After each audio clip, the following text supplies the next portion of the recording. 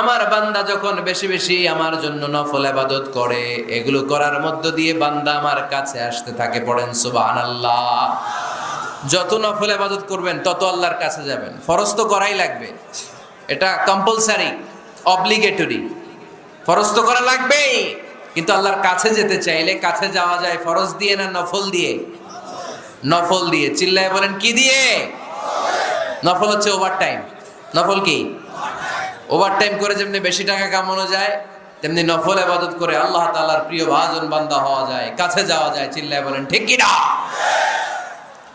আল্লাহ বলে, আমার কোন বান্দা যদি বেশি বেশি নফল ইবাদত করা শুরু করে দেয়, সে আমার এত কাছে আসে, এত কাছে আসে, এত কাছে আসে, তখন কান দিয়ে যে যা শুনে সে তার নিজের কানে শোনে না, আমি আল্লাহর কানে শুনে। কোন সুবহানাল্লাহ।